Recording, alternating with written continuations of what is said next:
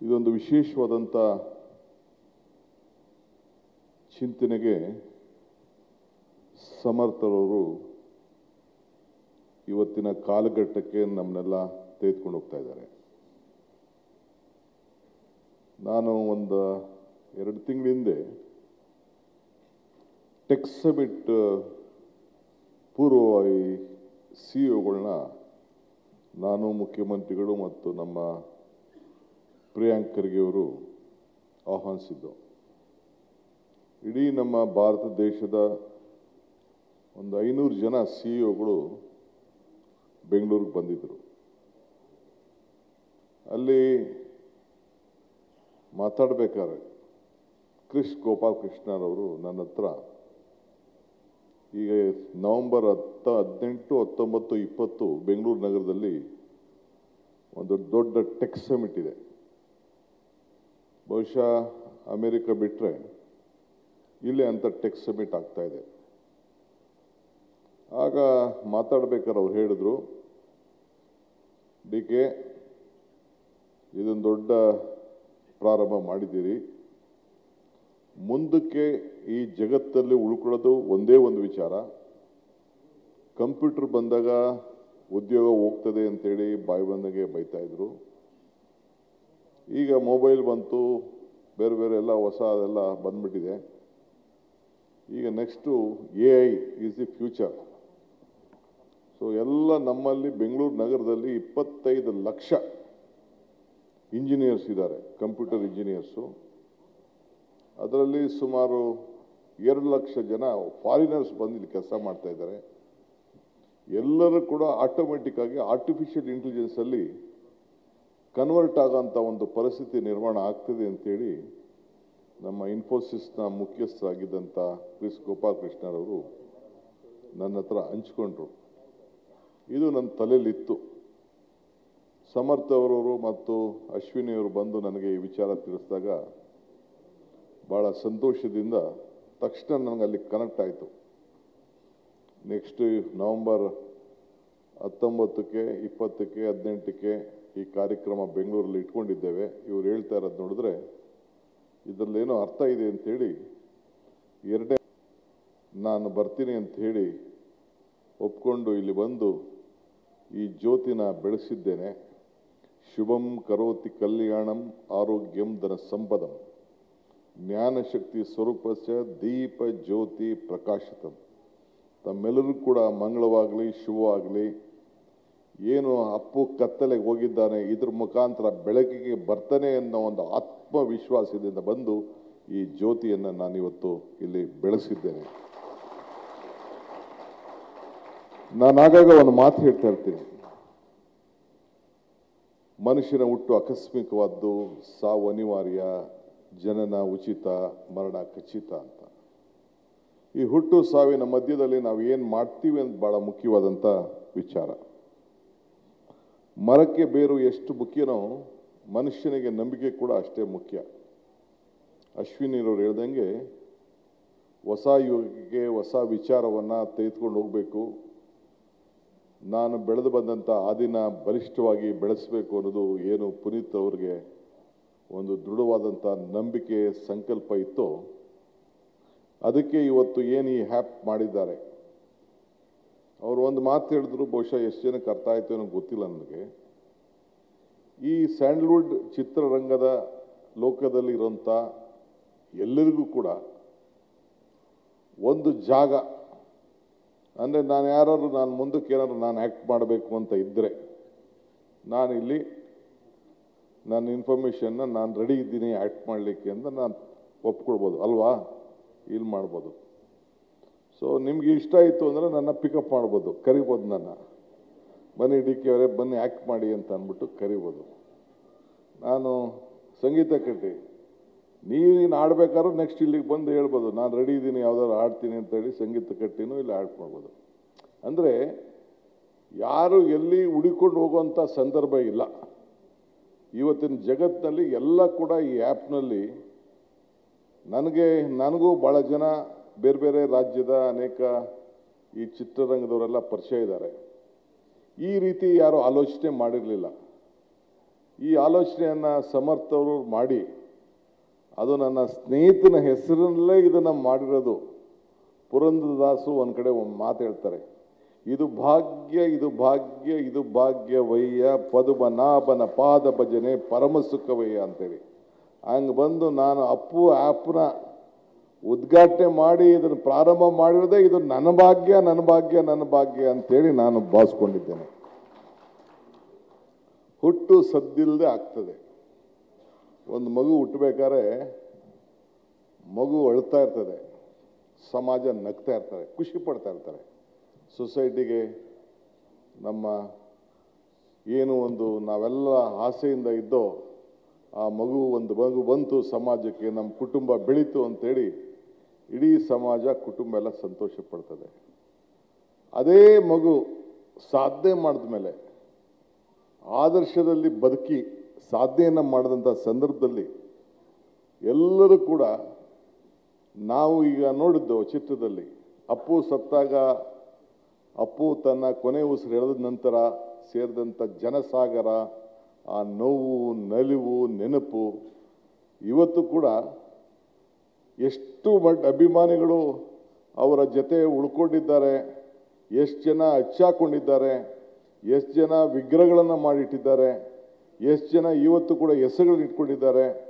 ಕೊನೆಗೆ ನಾವು ಕೂಡ ಸರ್ಕಾರದವರು ನಾನು ಅವ್ರನ್ನ ಬಲ್ಬನ್ನು LED ಬಲ್ಬ್ ಕರ್ನಾಟಕ ಸರ್ಕಾರಕ್ಕೆ ಹೊಸದಾಗಿ ಇಂಟ್ರೊಡ್ಯೂಸ್ ಮಾಡಿದಾಗ ಬೀದಿ ದೀಪಗಳಿಗೆ ಮನೆಗಳಿಗೆ ಕೊಡಬೇಕು ಅಂತ ಹೇಳಿ ಹೊರಟಾಗ ನನಗೆ ಬಂದಿದ್ದೆ ಅಪ್ಪುರವ್ರ ಕೈಲಿ ಇದನ್ನು ಮಾಡಿಸ್ಬೇಕು ಅಂತೇಳಿ ಮೈಸೂರಲ್ಲಿ ನಾನು ಇದನ್ನು ಪ್ರಾರಂಭ ಮಾಡಿಸಿದೆ, ಹಿಂದೆ ಪವರ್ ಮಿನಿಸ್ಟರ್ ಆಗಿದ್ದಾಗ.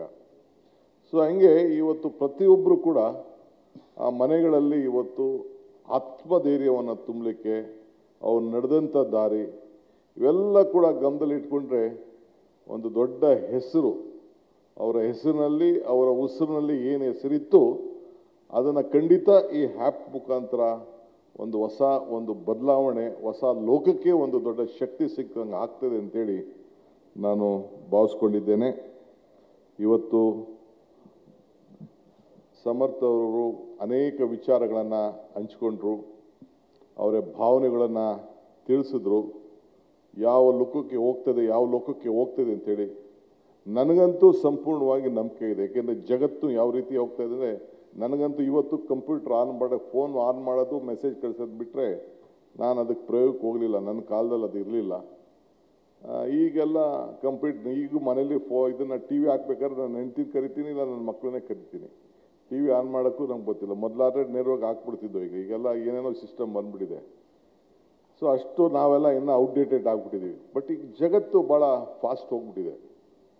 ಪ್ಲೇನ್ಗಳಲ್ಲೂ ನಾವು ನೋಡ್ತಾ ಇದ್ದೀವಿ. ಈಗ ಪ್ಲೇನ್ಗಳಲ್ಲೂ ಕೂಡ ಪ್ರೋಗ್ರಾಮ್ ಫಿಟ್ ಮಾಡಿ ಸುಮ್ಮನೆ ಕೂತ್ಕೊಬಿಟ್ಟಿರ್ತಾರೆ. ನಾನು 2-3 ಸತಿ ಕೂತ್ಕೊಂಡು ನೋಡಿದೆ ಏನು ಮಾಡ್ತಾರೆ ಅಂತ.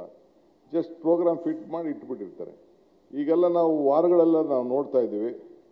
ಇಲ್ಲಿಂದ ವಿತಿನ್ 1 ಮಿನಿಟ್ 2 ಮಿನಿಟ್ಸ್ ಅಷ್ಟೊತ್ತಿಗೆಲ್ಲ ಇಲ್ಲೇನಾದ್ರು ಬಟನ್ ಅದು ಮಾಡಿದ್ರೆ ಯಾವುದೋ ದೇಶನ ಅಲ್ಲೇ ಹೋಗಿ ಸುಟ್ಬಿಡೋಂಥ ಒಂದು ವ್ಯವಸ್ಥೆ ಇವತ್ತು ಬಂದಿದೆ. ಅಂಥ ಹೊಸ ಜಗತ್ತಿನಲ್ಲಿ ಇವತ್ತು ನಾವೆಲ್ಲ ಇದ್ದೇವೆ. ಸೊ ಇದನ್ನು ನಾವು ಈಗ ಆ ಸಂದರ್ಭಕ್ಕೆ ಬಂದಕ್ಕೆ ಈಗ ನಾವು ಬದಲಾವಣೆ ಆಗಬೇಕು. ನಮ್ಮ ಮನಸ್ಥಿತಿನೂ ಬದಲಾವಣೆ ಆಗಬೇಕು, ನಮ್ಮ ಭಾವನೆಗಳು ಬದಲಾವಣೆ ಆಗಬೇಕು. ಆ ದಿಟ್ಟಿನಲ್ಲಿ ಇವತ್ತೆಲ್ಲ ಮಾಡ್ಕೊಂಡು ಹೋಗ್ತಾ ಇದ್ದೇವೆ. ಆದರೆ ಅಪ್ಪು ಅವರ ಸಾಧನೆ ಮಾಡಿ ಆದರ್ಶದ ಬದುಕು ಖಂಡಿತ ಎಲ್ಲರಿಗೂ ಕೂಡ ಈಗಿನ ಹೊಸ ಜಗತ್ತಿಗೆ ಬೇಕಾಗ್ತದೆ. ನನಗನ್ನಿಸ್ತದೆ ಈಗ ನಾವು ರಾಮಾಯಣ ಮಹಾಭಾರತನ ಗ್ರಂಥ ಇಟ್ಕೊಂಡಿದ್ದೀವಿ. ಬಟ್ ಆ ಗ್ರಂಥ ಇವತ್ತು ಕೂಡ ಸಾಮಾನ್ಯರ ಬದುಕಿಗೆ ಎಲ್ಲ ರಂಗದಲ್ಲೂ, ಒಂದು ಕುಟುಂಬ ಇರ್ಬೋದು, ಒಂದು ರಾಜಕಾರಣಿ ಇರ್ಬೋದು, ಒಂದು ನೀತಿ ಇರ್ಬೋದು, ರಾಜನೀತಿ ಇರ್ಬೋದು, ಎಲ್ಲದಕ್ಕೂ ಕೂಡ ಆ ಗ್ರಂಥ ಇವತ್ತು ಕೂಡ ಭಾಳ ಉಪಯುಕ್ತವಾಗಿ ವಿವಿಧ ರೀತಿಯಲ್ಲಿ ನಾವು ಬಳಸ್ಕೊಳ್ಳಿಕ್ಕೆ ಒಂದು ಅವಕಾಶ ಆಗ್ತದೆ. ಹಿಂದೆ ಒಂದು 30-40 ವರ್ಷ ಹಿಂದೆ ರಾಮಾಯಣ ಮಹಾಭಾರತ ಬಂದಾಗ ನಾವೆಲ್ಲ TV ಕೂತ್ಕೊಂಡು ಮಕ್ಕಳೆಲ್ಲ ಕೂತ್ಕೊಂಡು 10 ಗಂಟೆಗೆ ಆನ್ ಮಾಡಿಕೊಂಡು ಎಲ್ಲ ತೋರಿಸ್ತಾ ಇದ್ರು. ಬರೀ ದೂರದರ್ಶನಲ್ಲಿ ಅದು ನಡೀತಾ ಇತ್ತು. ಈಗ ಅದನ್ನೇ ವಿವಿಧ ರೀತಿಯಲ್ಲಿ ಮೇಕಪ್ ಮಾಡ್ತಾ ಇದ್ದಾರೆ. ಬಟ್ ವಿಚಾರ ಆಚಾರ ಎರಡೂ ಒಂದೇ, ಏನು ಬದಲಾವಣೆ ಮಾಡೋಕ್ಕಾಗ್ತಾಯಿಲ್ಲ. ಹಂಗೆ ಇವತ್ತು ಅಪ್ಪು ಅವರ ಹೆಸರಿನಲ್ಲಿ ಏನು ಈ ಆ್ಯಪ್ಗಳು ಇಷ್ಟೆಲ್ಲ ಆಗ್ತಾ ಇದೆ. ಚೋಟಾ ಅಪ್ಪು, PRK, ನಾನು ಕಂಡ ಅಪ್ಪು ಫಿಟ್ನೆಸ್ಸು, ಇವೆಲ್ಲ ಏನೇನು ಹೊಸ ಹೆಸರಿನಲ್ಲಿ ಇವತ್ತೆಲ್ಲ ಬರ್ತಾ ಇದೆ. ಅದು ರಾಮಾಯಣ ಮಹಾಭಾರತದ ಗ್ರಂಥದ ಥರ ಈ ಒಂದು ಅಪ್ಪುರವರು ಮಾಡಿದಂಥ ಸಾಧನೆ, ಉಳಿಸ್ಕೊಂಡಂಥ ಹೆಸರು ಇವತ್ತು ಶಾಶ್ವತವಾಗಿ ಮುಂದುವರಿತದೆ ಅನ್ನೋದು ನನಗೆ ಸಂಪೂರ್ಣವಾದ ನಂಬಿಕೆ ಇದೆ. ಆ ನಿಟ್ಟಿನಲ್ಲಿ ಭಾಳ ಸಂತೋಷದಿಂದ ನಾನು ಇದನ್ನು ಬಂದು ಜ್ಯೋತಿಯನ್ನು ಬೆಳೆಸಿದ್ದೇನೆ, ಉದ್ಘಾಟನೆಯನ್ನು ಮಾಡಿದ್ದೇನೆ. ದೇವರು ನಮಗೆ ಕೊಟ್ಟಿರೋದು 2 ಆಯ್ಕೆ, ಒಂದು ಕೊಟ್ಟು ಹೋಗುವುದು, ಇನ್ನೊಂದು ಬಿಟ್ಟು ಹೋಗುವುದು. ಅವರು ಸಮಾಜಕ್ಕೆ ಕೊಟ್ಟು ಇದ್ದಾರೆ, ಬಿಟ್ಟು ಹೋಗಿದ್ದಾರೆ. ಸೊ ಅದು ಖಂಡಿತ ಇದು ಉಳ್ಕೊಳ್ತದೆ ಅಂಥೇಳಿ. ದೇವರು ನಮಗೆ ವರನೂ ಕೊಡೋದಿಲ್ಲ, ಶಾಪನೂ ಕೊಡೋದಿಲ್ಲ, ಅವಕಾಶ ಮಾತ್ರ ಕೊಡ್ತಾನೆ. ಆ ಕೊಟ್ಟಂಥ ಅವಕಾಶದಲ್ಲಿ ನಿಜವಾಗಲೂ ಇದ್ದಂಥ ವಯಸ್ಸಿನಲ್ಲಿ ಯಾರ್ದೂ ಅಲ್ಲ, ಸಾವು ಹೇಳ್ತೀನಲ್ಲ, ಯಾರ ಕೈಲೂ ಇಲ್ಲ. ನನಗೊಂದು ಸಂದರ್ಭ, ನನಗೂ ಅಪ್ಪಗೂ ಒಂದು 15 ವರ್ಷ, ನಾನು ಅವರು ಇಬ್ಬರು ಒಟ್ಟಿಗೆ ಅಕ್ಕಪಕ್ಕ ಮನೇಲಿದ್ದರು, ಒಂದೇ ಜಿಮ್ಗೆ ಹೋಗ್ತಾಯಿದ್ದೋ, ಒಳ್ಳೆಯ ಸ್ನೇಹಿತ, ಗೊತ್ತಿದೆ ನನಗೆ. ಅಂದರೆ ಏನು ಮಾಡ್ತೀರಿ, ಆತನ ಕೈಲಿ ಏನೂ ಇರಲಿಲ್ಲ, ಸಂದರ್ಭ ಹಂಗಿತ್ತು. ಆದರೆ ಕೊನೆ ನಿಮಿಷ ಆ ಧರ್ಮಪತ್ನಿ ಜೊತೆಲಿ ಕರ್ಕೊಂಡು ಆ ನೋವನ್ನು ಹಾಸ್ಪಿಟ್ಲ್ ಹೋಗುವಂಥ ಸಂದರ್ಭಕ್ಕೆ ಹಿಂಗೆ ಆಯಿತು ಅಂಥೇಳಿ ನನ್ನ ಏನು ಟ್ರೈನರ್, ಔಟ್ ಟ್ರೈನರ್ ಎಲ್ಲ ಜೊತೆ ಇದ್ದ, ಒಟ್ಟಿಗೆ ಇದ್ದ, ನಂಗೆ ಹಿಂಗೆ ಆಯಿತು ಅಂತ ತಿಳಿಸ್ದ. ಸೊ ಹಂಗೆ ಈ ಸಮಾಜಕ್ಕೆ ಒಂದು ದೊಡ್ಡ ಕೊಡುಗೆಯನ್ನು ಚಿಕ್ಕ ವಯಸ್ಸಿನಲ್ಲಿ ಕೊಟ್ಟು ಹೋಗಿದ್ದಾರೆ. ನಾನು ರಾಜಕೀಯಕ್ಕೆ ಇಳಿಬೇಕು ಅಂತ ಬೇಕಾದಷ್ಟು ಪ್ರಯತ್ನ ಮಾಡಿದೆ, ಬೇಕಾದಷ್ಟು ಚಾಕ್ಲೇಟ್ ಕೊಟ್ಟೆ, ಏನೇನೋ ಮಾಡಿದೆ. ನನ್ನ ಚಾಕ್ಲೇಟ್ಗೆ ಯಾವುದಕ್ಕೂ ಒಪ್ಪಲಿಲ್ಲ ಅವರು. ಅಶ್ವಿನಿಗೂ ಕರೆದೆ, ಬಾಮ್ಮ ನೀನಾರು ಏನಾರು ಮಾಡು ಅಂತ. ಆಕೆನೂ ಕೂಡ ಹೆಣ್ಮಗಳು, ನನ್ನ ಸೋದರಿ, ಇಲ್ಲ ಅಣ್ಣ, ನಮ್ಮ ಯಜಮಾನರು ಯಾವ ಹೆಜ್ಜೆ ಇಟ್ಟರು, ನಮ್ಮ ಫ್ಯಾಮಿಲಿ ಏನು ಹೆಜ್ಜೆ ಇಟ್ಟು ಅದೇ ಹೆಜ್ಜೆನ ನಾನು ಇಟ್ಕೊಂಡು ಹೋಗ್ತೀನಿ ಅಂತ ಹೇಳಿ ಆಕೆನೂ ಕೂಡ, ನಾನು ರಾಜಕಾರಣಕ್ಕೆ ಬರೋದು ಬೇಡ, ಬಟ್ ಸಮಾಜ ಲೋಕದಲ್ಲಿ ಇರಬೇಕು ಅಂಥೇಳಿ ನಾನು ಕೂಡ ಒಂದು ರಿಕ್ವೆಸ್ಟ್ ಮಾಡಿದೆ. ಯಾರಿಗೂ ಹೇಳ್ದೆ, ಎಲ್ಲೂ ಡಿಸ್ಕ್ಲೋಸ್ ಮಾಡಿರಲಿಲ್ಲ. ಇದು ಇವತ್ತು ಅನಿವಾರ್ಯತೆಯಿಂದ ಹೇಳಬೇಕಾದಂಥ ಪರಿಸ್ಥಿತಿ ಬಂತೆ. ಸೊ ಹಂಗೆ ಇವತ್ತು ಅಪ್ಪುರವರು ಇವತ್ತು ನಾವು ಮುಂದಿನ ಪೀಳಿಗೆ ಅವ್ರನ್ನ ನೆನೆಸ್ಕೊಳ್ಬೇಕು. ಹೆಂಗೆ ನಾವು ರಾಮಾಯಣ ಮಹಾಭಾರತ ಗ್ರಂಥನ ನಾವು ಬೆಳೆಸ್ಕೊಂಡು ಪ್ರತಿಯೊಂದು ಯಶಸ್ಸಿನ ಒಂದೊಂದು ಪಾತ್ರದ ಯಶಸ್ಸನ್ನು ನಾವು ನೆನೆಸ್ಕೊಳ್ತೀವಿ, ಹಂಗೆ ಇವತ್ತು ರಾಜ್ಕುಮಾರ್ ಅವ್ರನ್ನೂ ಕೂಡ ನಾವು ನೆನೆಸ್ಕೊಳ್ತಾ ಇರ್ತೀವಿ ಪ್ರತಿಯೊಂದರಲ್ಲೂ. ನಾನು ಈ ಟೂರಿಂಗ್ ಟ್ಯಾಕಿಸ್ ಮಡಗಿದ್ದೆ, ಒಂದು 3 ಟೂರಿಂಗ್ ಟ್ಯಾಕಿಸ್ ನಮ್ಮೂರಲ್ಲಿ ಇತ್ತು, ಬೆಂಗಳೂರು ಇತ್ತು 4 ಇತ್ತು, ತಿರ್ಗಾ 5 ಆಯಿತು. ಆಗೆಲ್ಲ ಹೋಗ್ಬಿಡ್ತು ಬಿಡಿ, ಈಗ ಟೂರಿಂಗ್ ಟ್ಯಾಕಿಸ್ಗಳೆಲ್ಲ ಹೋಗ್ಬಿಡ್ತು. ಆಗ ಅತಿ ಹೆಚ್ಚಿಗೆ ಜಾಸ್ತಿ ಹೊಡಿದ ಯಾವ್ದಪ್ಪ ಅಂದರೆ ನಮ್ಮಲ್ಲಿ ಸತ್ಯ ಹರಿಶ್ಚಂದ್ರ. ನಾನು ಮದುವೆ ಮಾಡ್ಕೊಂಡ್ಮೇಲೆ ನನ್ನ ಹೆಂಡ್ತಿನ ಮೈಸೂರಲ್ಲಿ ಸತ್ಯ ಹರಿಶ್ಚಂದ್ರ ನೋಡ್ಸಕ್ಕೆ ಕರ್ಕೊಂಡು ಹೋಗಿದ್ದೆ. ನೋಡು ಯಾವ ರೀತಿ ನಟನೆ ಇದೆ, ಚಿತ್ರದ ಮೊರಾಲಿಟಿ ಏನಿದೆ ಅಂತೇಳಿ ನನ್ನ ಹೊಸದಾಗೆ ಮದುವೆ ಮಾಡ್ಕೊಂಡಾಗ ನನ್ನ ಹೆಂಡ್ತಿನ ಮೈಸೂರಲ್ಲಿ ಕರ್ಕೊಂಡು ಹೋಗಿದ್ದೆ. ಎಲ್ಲರೂ ನಮ್ಮ ಮಾವನ ಮನೆಯವರೆಲ್ಲ ಏನು ಈ ಸಿನಿಮಾಗೆ ಕರ್ಕೊಂಡು ಹೋಗ್ತಾವನಲ್ಲ ಅಂತ ಆಶ್ಚರ್ಯ ಪಡ್ತಾಯಿದ್ರು. ಸೊ ಒಂದು ಹಾಕಿದ್ರೆ ಒಂದೊಂದು ಸತಿ 15 ದಿನ ನನ್ನ ಇದರಿಂದ ತೆಗೀತಿರ್ಲಿಲ್ಲ, ನನ್ನ ಟೂರಿಂಗ್ ಟ್ಯಾಕಿಸಿಂದ. ಆ ರೀತಿ ರಾಜ್ಕುಮಾರ್ ಅವರ ಭಾವನೆ, ಪ್ರತಿಯೊಂದು ವಿಚಾರ, ಅವರ ಆ್ಯಕ್ಟಿಂಗು, ಎಮೋಷ್ನಲ್ ಇದು ಎಲ್ಲ ಕೂಡ ಪ್ರತಿಯೊಂದು ಕೂಡ ಭಾಳ ಸೆಲೆಕ್ಟ್ ಮಾಡಿಕೊಂಡು ಅವರು ಮಾಡ್ತಿದ್ದಂಥದ್ದನ್ನು ಕೂಡ ನಾವೆಲ್ಲ ಗಮನಿಸಿದ್ದೇವೆ. ಈಗ ಬಿಡಿ, ನಾನು ಎಷ್ಟೋ ದೂರ ಇರಬೇಕು ಅಂತ ಅಂದರೂ ಕೂಡ ನನ್ನಿಂದ ದೂರ ಇರೋಕ್ಕಾಗ್ತಾಯಿಲ್ಲ. ಈ ಕೊನೆಗೆ ಅಲ್ಟಿಮೇಟ್ಲಿ ಸ್ಕ್ರೀನ್ಗಳಿದೆ, ಒಂದು 23 ಸ್ಕ್ರೀನ್ ಈಗ ಇವತ್ತು ಇದೆ. ನನ್ನ ಹೆಸರಲ್ಲಿ, ನನ್ನ ಮಕ್ಕಳ ಹೆಸರಲ್ಲಿ ಎಲ್ಲ ಇವತ್ತು ಸ್ಕ್ರೀನ್ಗಳೆಲ್ಲ ಇವತ್ತು 23 ಸ್ಕ್ರೀನ್ ಇದೆ, ಬೇರೆಯವ್ರಿಗೆ ಕೊಟ್ಬಿಟ್ಟಿದ್ದೀನಿ. ಸೊ ನಾವು ಬಿಟ್ಟರು ಬಿಡೋಕ್ಕಾಗಲ್ಲ ಅಂತಂಗೆ ಈ ಚಿತ್ರರಂಗಕ್ಕೂ ರಾಜಕಾರಣಕ್ಕೂ ಇದು ಭಾಳ ಹತ್ತಿರವಾದ್ದು, ಏನು ಮಾಡೋಕ್ಕಾಗೋದಿಲ್ಲ. ಸೊ ಹಂಗೆ ಇವತ್ತು ತಾಯಿನ ನೆನೆಸ್ಕೊಂಡಂಗೆ ಇವತ್ತು ಅನೇಕರು ಅಪ್ಪುರವ್ರನ್ನ ನೆನಪು ಮಾಡ್ಕೊಳ್ಳೋದನ್ನು ನಾನು ಸ್ನೇಹಿತರುಗಳು, ಯುವಕರು ಆ ಭಾವನೆ, ಆ ತಾಯಿಗಿರೋ ಕಣ್ಣೀರು ಹಾಕಿದ್ದು ಕೇಳ್ತಾ ಇರ್ತೀನಿ ನಾನು. ಸೊ ಅಮ್ಮನ ನೆನಪು ಪ್ರೀತಿಯ ಮೂಲ, ಗುರುವಿನ ನೆನಪು ಜ್ಞಾನವ ಮೂಲ, ದೇವರ ನೆನಪು ಭಕ್ತಿಯ ಮೂಲ, ಈ ಮೂರರ ನೆನಪು ಮನುಷ್ಯತ್ವ ಮೂಲ, ಮನುಷ್ಯತ್ವ ಮೋಕ್ಷಕ್ಕೆ ಮೂಲ. ಹಂಗೆ ಅಪ್ಪುರವರು ಇವತ್ತು ಯಾವುದಕ್ಕಾರ ಒಂದು ಉದಾಹರಣೆ ಅಂತಂದರೆ ಅವರ ಬದುಕಿನಲ್ಲಿ ಮನುಷ್ಯತ್ವ ಇದ್ದಿದ್ದನ್ನು ನಾವು ಹೆಚ್ಚಿಗೆ ನೋಡಿದ್ದೇವೆ. ಯಾವುದೂ ಕೂಡ ಆಸೆ ಪಡದೆ ತನ್ನ ಕೆಲಸ ಎಷ್ಟೋ ಅಷ್ಟು ಬಿಟ್ಬಿಟ್ಟು ಯಾವುದೂ ಕೂಡ ಡಿವೇಟ್ ಮಾಡ್ಕೊಂಡು ಇಲ್ಲದೆ ಎಲ್ಲ ಹೃದಯವನ್ನು ಗೆದ್ದಿದ್ದಾರೆ. ಮಹಾತ್ಮ ಗಾಂಧೀಜಿ ಒಂದು ಕಡೆ ಒಂದು ಮಾತು ಹೇಳ್ತಾರೆ, if you want to control yourself use your brain, if you want to control others use your heart ಅನ್ನಂಗೆ ಅವರ ಹೃದಯದಿಂದ, ಆ ಹೃದಯ ಶ್ರೀಮಂತಿಕೆಯಿಂದ ಹೃದಯದಲ್ಲೇ ಇಷ್ಟು ದೊಡ್ಡ ಸಮುದಾಯವನ್ನು ಅವರು ಗಳಿಸಿದ್ರು. ಅದನ್ನು ಇವತ್ತು ಮುಂದಕ್ಕೆ ತೆಗೆದುಕೊಂಡು ಹೋಗಲಿಕ್ಕೆ ಈ ಒಂದು PRK ಆ್ಯಪ್ ಪ್ರಾರಂಭವನ್ನು ಮಾಡಿದೆ. ಇದು ಮುಂದುವರಿಲಿ. ನನಗೆ ಭಾಳ ಸಂತೋಷ ಆಯಿತು. ಬೇರೆ ಯಾವುದೇ ಸಂದರ್ಭದಲ್ಲಿ ಕರ್ನಾಟಕ ಸರ್ಕಾರದಿಂದ ಈ DK ಶಿವಕುಮಾರಿಂದ ನಿಮ್ಗೇನಾದ್ರು ಇನ್ನೂ ಒಳ್ಳೆಯದಾಗಲಿ. ನಾನು ಈ ಒಂದು ಕುಟುಂಬದ ಒಬ್ಬ ಸದಸ್ಯನಾಗಿ, ನಾನು ಡೆಪ್ಟಿ CM ಅಂತ ಇಲ್ಲಿಗೆ ಬರಲಿಲ್ಲ. ನಾನು ಈ ಕುಟುಂಬದ ಒಬ್ಬ ಸದಸ್ಯ. ನಾನು, ನನ್ನ ಸೋದರಿ ಮತ್ತು ಇವರು ಸಮರ್ಥ ಅವರು ಇದಕ್ಕೆ ಕೈ ಇಟ್ಟಿದ್ದಾರೆ. ಇದು ಶುಭ ಆಗಲಿ ಅಂತೇಳಿ ಭಾಳ ಸಂತೋಷದಿಂದ ಈ ಜ್ಯೋತಿಯನ್ನು ಇವತ್ತು ಬೆಳೆಸಿ ಉದ್ಘಾಟನೆಯನ್ನು ಮಾಡಿದ್ದೇನೆ. ಬೇರೆ ಮಾತಾಡ್ಕೊಂಡು ಹೋದರೆ ಗಂಟೆಗಟ್ಟಲೆ ನಾವು ಮಾತಾಡ್ತೀವಿ, ಇಲ್ಲಿಗೆ ಸಾಕು. ಭಾಳ ಸಂತೋಷ. ಒಳ್ಳೆ ಕೆಲಸ ಮಾಡಿದ್ದಾರೆ ಸಮರ್ಥ ಅವರೇ. Next generation artificial intelligence will take up a very big leap. ನನಗೆ ಇದ್ರ ಬಗ್ಗೆ ಅರಿವಿದೆ. Though I am not an educated man, much educated, but experience makes man perfect ಅನ್ನಂಗೆ ನನಗೂ ಒಂದು ದೊಡ್ಡ ಅನುಭವ ಇದೆ. ಇವತ್ತು ಟೆಕ್ನಾಲಜಿ, ಇವತ್ತು ಪರಿಸ್ಥಿತಿ ಹಂಗಿದೆ. ಮುಂದಕ್ಕೆ ಜನ್ರೇಷನ್ಗೆ technology will take everyone. So ಹಂಗೆ ಇವತ್ತು ಪ್ರತಿಯೊಂದು ಆರ್ಟಿಫಿಷಿಯಲ್ ಇಂಟೆಲಿಜೆನ್ಸಲ್ಲೇ ತಾವೆಲ್ಲ ತೋರಿಸಿದ್ದೀರಿ. ಪ್ರತಿಯೊಬ್ಬರು ಕೂಡ ನಾವು ಕನ್ವರ್ಟ್ ಆಗಬೇಕಾಗಿದೆ. ನೀವಿಲ್ಲ ಅಂದರೂ ಪ್ರತಿಯೊಬ್ಬರು ಕೂಡ ಕನ್ವರ್ಟ್ ಆಗಿದೆ. ನನಗೆ ಗೊತ್ತಿರಲಿಲ್ಲ. ಮೊನ್ನೆ ನಾನು ಯಾವುದೋ ನನ್ನ PAಗೆ ಫೋನ್ ಮಾಡಿಬಿಟ್ಟು ನನ್ನ ಭಾಷಣದ ಬಗ್ಗೆ ಕೇಳ್ತಿದ್ದೆ. ನನ್ನ ಭಾಷಣ ಕಳಿಸಿದ್ದ. ನನ್ನ ಮಗಳು ಬೈದ್ಲು, ನಿನ್ನ ಭಾಷಣ ಯಾಕಪ್ಪ ಇಲ್ಲೇ ಚಾಟಿಪಿಟಿ ಹಾಕು, ಇಲ್ಲೇ ಬರ್ತದೆ ಅಂತ ಅಂದ್ಬಿಟ್ಟು ಒಂದೇ ನಿಮಿಷಕ್ಕೆ ಹಾಕಿ ತೋರಿಸಿದ್ರು, ನಿನ್ನ PA ಹಾಕಬೇಕು ಅಂತ. ಸೊ ಆ ಜನ್ರೇಷನಲ್ಲಿ ಇವತ್ತು ನಾವೆಲ್ಲ ಇದ್ದೇವೆ. ಸೊ ಮಕ್ಕಳು ಇದನ್ನು ಮುಂದುವರ್ಸ್ಕೊಂಡು ಹೋಗ್ತಾರೆ. ಚೆನ್ನಾಗಿ ಇವತ್ತು ಬೆಳೆಸಿದ್ದೀರಿ, ಒಳ್ಳೆಯದಾಗಲಿ.